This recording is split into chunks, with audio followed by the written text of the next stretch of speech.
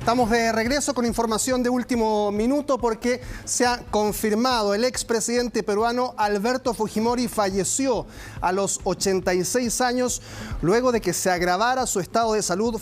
Padecía diversos problemas: cáncer lingual, fibrilación auricular, dolencia pulmonar e hipertensión. Noticia confirmada por Helio Riera, abogado de Fujimori, a través de redes sociales. Ahí está entonces la noticia histórica del fallecimiento de Alberto Fujimori, una de las personas más importantes de la historia contemporánea del Perú. Recordemos, Carlos, que él gana la presidencia siendo un outsider, un ingeniero absolutamente desconocido, en medio de una grave crisis que enfrentaba Perú, fundamentalmente debido a las acciones terroristas de Sendero Luminoso, también a la hiperinflación en la época del gobierno de Alan García. Gana las elecciones, se las gana de hecho el novelista Mario Vargas Llosa, que era el gran favorito, y se convierte en presidente. Gobierna desde 1990 y en 1992 ejecuta un autogolpe de Estado, con lo cual cierra el Congreso, suspende también la vigencia de la Constitución y en medio de una gran popularidad, porque fue muy popular en sus primeros años en el gobierno Alberto Fujimori, se convierte entonces en un gobernante de facto, ya no un gobernante constitucionalmente elegido como había sido al principio. Y son años hasta su caída finalmente en el año 2000, donde elabora una nueva Constitución.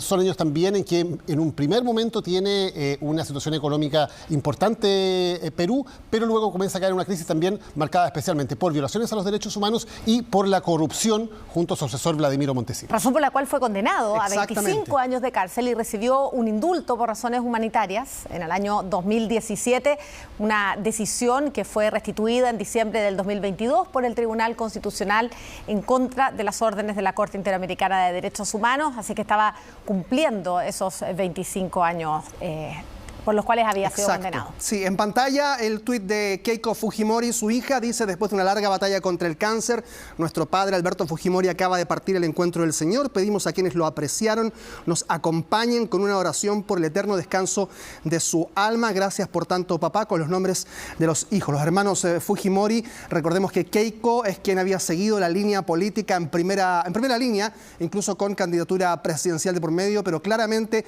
hay para muchos visiones contrapuestas en Perú y en distintos lugares del mundo respecto de lo que fue la figura de Alberto Fujimori políticamente. Para algunos un héroe, pero para otros un dictador que, como ya decíamos, había estado condenado por crímenes de lesa humanidad. Recordemos también, estamos viendo las imágenes en vivo de la residencia precisamente de Keiko Fujimori, a la espera ya de una declaración no solamente a través de redes sociales, sino en vivo, de la hija del fallecido exmandatario peruano. Recordemos también que la historia de Fujimori está íntimamente entrelazada con la de Chile, en varios episodios, pero uno en particular que generó una situación judicial y diplomática muy compleja. Fujimori renuncia a través de un fax, se va a Japón, donde recordemos que él tenía la nacionalidad japonesa y por lo tanto no podía ser extraditado mientras las autoridades de Perú lo buscaban, tanto por delitos de corrupción como de violaciones a los derechos humanos. Y entonces él decide volver, pero en vez de volver directamente a Perú, vuelve a Chile. A Chile, exacto. Entra a Santiago de Chile, burlando de alguna manera los controles, se instala en una residencia en Santiago y aquí entonces comienza un proceso de extradición que pide Perú a Chile en un incidente diplomático, político bastante complejo que capturó durante varios meses también la atención en nuestro país. Sí, una ida y venida judicial de Alberto Fujimori durante muchos años, que incluso llegó a tener un indulto presidencial. Recuerden ustedes, Pedro Pablo Kuczynski fue el último que lo indulta el año 2017, claro, pero después de inmediato, ya poco tiempo después, vuelve a caer en prisión y luego de eso... Eso se revierte en el 2022. Exactamente, y eso se revierte en el 2022. Perdón, Carlos, para entender la importancia que siguió teniendo siempre Fujimori. Eso es algo que termina costándole el cargo al presidente Kuczynski, que había llegado a un acuerdo con el fujimorismo, que siempre ha sido muy fuerte en el Congreso de Perú, para este indulto a cambio de recibir apoyo político, pero finalmente la maniobra terminó con su destitución de la presidencia.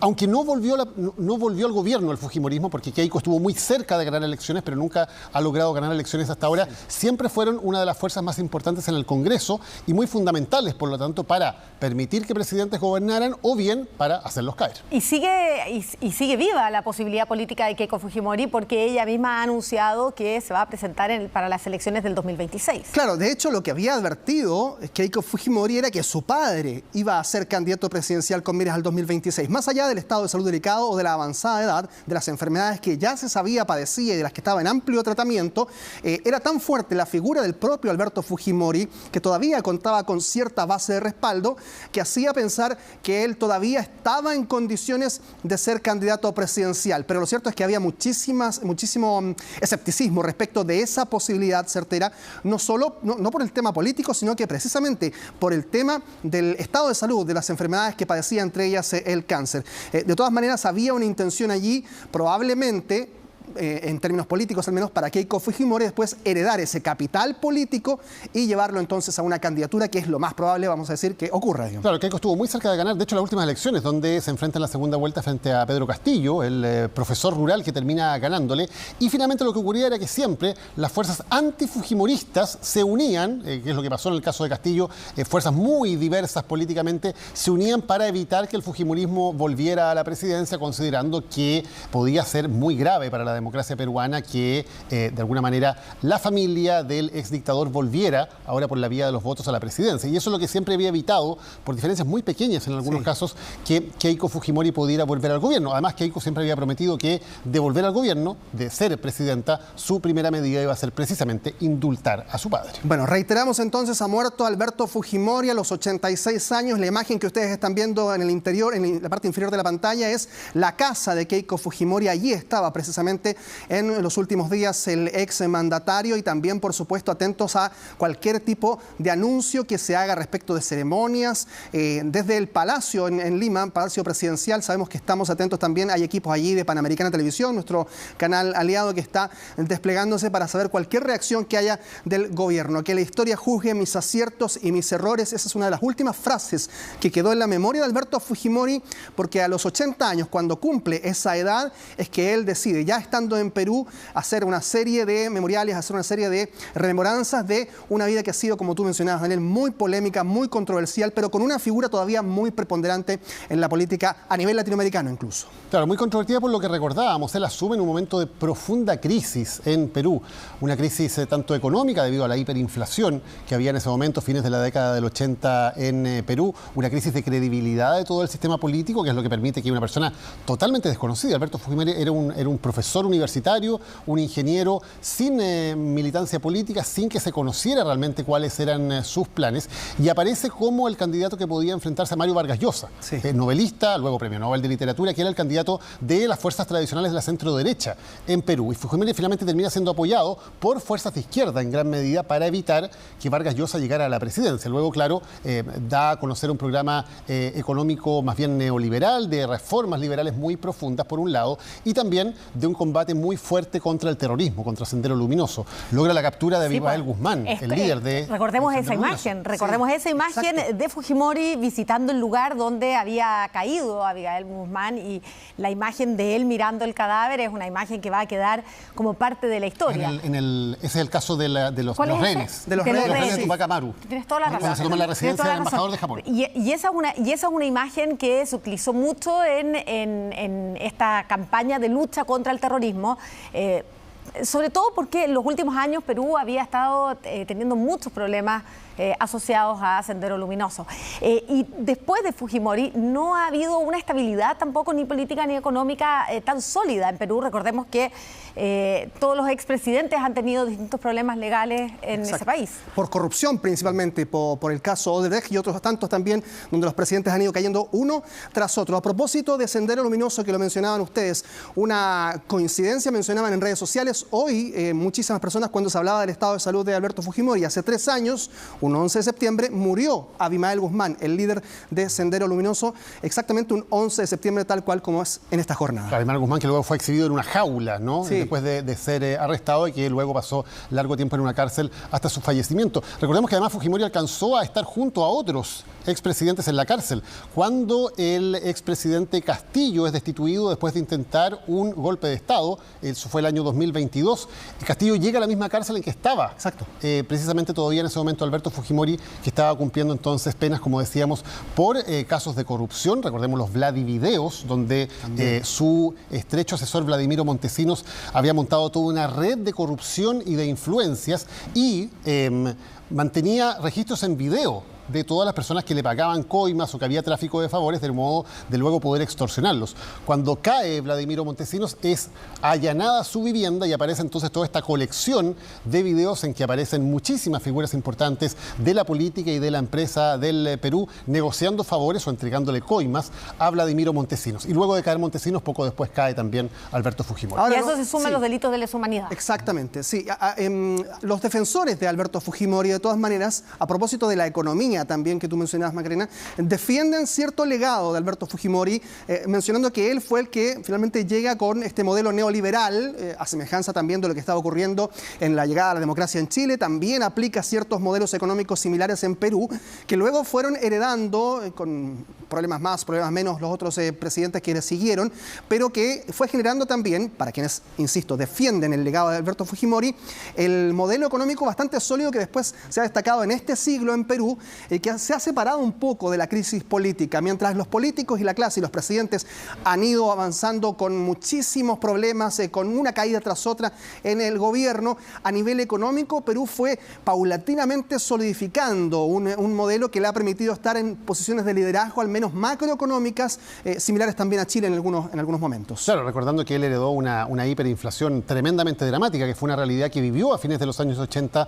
parte de Sudamérica, ocurrió en Argentina, en las postrimerías del gobierno de Raúl Alfonsín, ocurrió también en Brasil durante el gobierno de José Sarney y en Perú especialmente con el gobierno del aprista Alan García, que luego también volvería a la presidencia, que tenía niveles de inflación absolutamente intolerables. Y eso también fue parte del caldo de cultivo que permite la aparición de un personaje tan outsider, tan fuera de la norma de los partidos políticos tradicionales como era en su momento Alberto Fujimori. Ahora, va a ser interesante ver cuál es la decisión del gobierno peruano respecto a ceremonias fúnebres y qué tipo de funeral se le va a entregar en su condición de expresidente, pero como decíamos, con todas estas características que lo hacen tan polémico.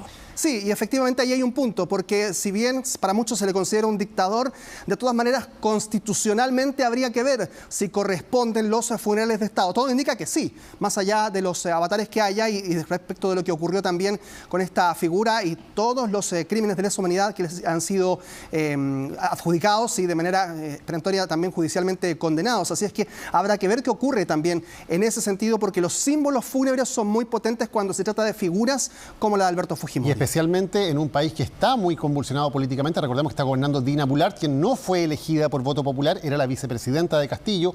Ella se ha apoyado de alguna manera en fuerzas que apoyan al fujimorismo y por lo tanto probablemente esa va a ser una discusión política interesante. Claro, Fujimori fue presidente constitucional, fue elegido democráticamente en 1990 y gobernó en los marcos constitucionales por 2 años, pero luego ejecutó un autogolpe, cerró el Congreso y gobernó como dictador, de modo que esto también es parte de la realidad histórica que se va a sobreponer con esta discusión política, entonces, en donde el gobierno de Dina Boluart, que es un gobierno muy débil, probablemente va a tener que maniobrar también. Sí, en un modelo latinoamericano donde los líderes, especialmente en el siglo XX, muchas veces utilizaban el carisma como herramienta fundamental de comunicación política, Alberto Fujimori muchas veces fue todo lo contrario, bastante frío, bastante calculador en muchos momentos para cada uno de sus movimientos y también para cada una de esas apariciones públicas en Lima. Y por lo tanto también se genera la percepción de que, como ustedes decían, había un ambiente muy cerrado en torno a Fujimori en esos años, especialmente en el inicio de su gobierno, y después también vuelve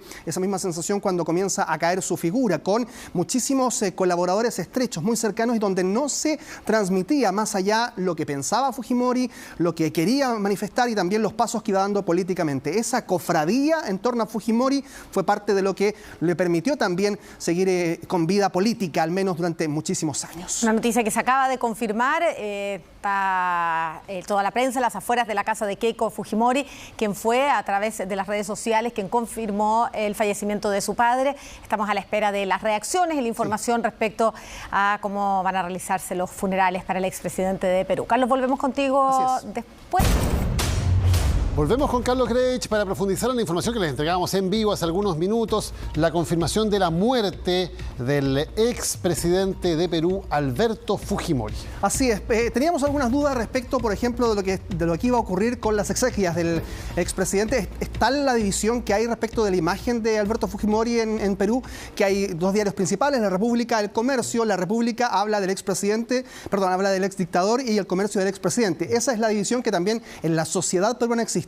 Y respecto de los ceremoniales, se ha mencionado ya que la administración de Dina Boluarte va a seguir estrictamente los protocolos fijados por la Cancillería, es decir, habrá honores de Estado para Alberto Fujimori, porque el decreto supremo que regula este ceremonial dice que se va a izar a media asta el pabellón nacional, habrá también duelo oficial en el día de la inhumación de los restos mortales, y esta norma no excluye a los exmandatarios que hayan recibido condenas, por ejemplo, o que hayan roto el orden democrático, es decir, en este caso se seguiría esta misma norma. Al ser elegido en primer lugar por votación popular y democrática el año 1990. Recordemos, Carlos, que en los últimos meses, de alguna manera la presión política había logrado cierta rehabilitación para Fujimori en el indulto que le había permitido salir de la cárcel hace 9 meses, e incluso hace poco se le había vuelto a entregar la pensión vitalicia a la que tienen derecho los expresidentes de la República, que se le había quitado, por cierto, como una persona condenada por la justicia por violaciones a los derechos humanos, pero se le había reintegrado en los últimos meses también esa pensión.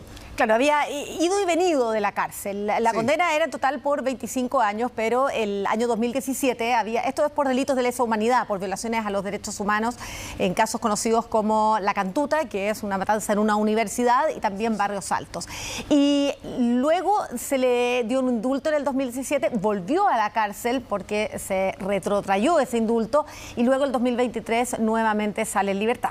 Así es. No sé si tenemos imágenes en vivo, pero hemos estado mostrando lo que está ocurriendo en las afueras de la casa de Keiko Fujimori. Este es en el barrio de Surco, allí en el sur de Lima.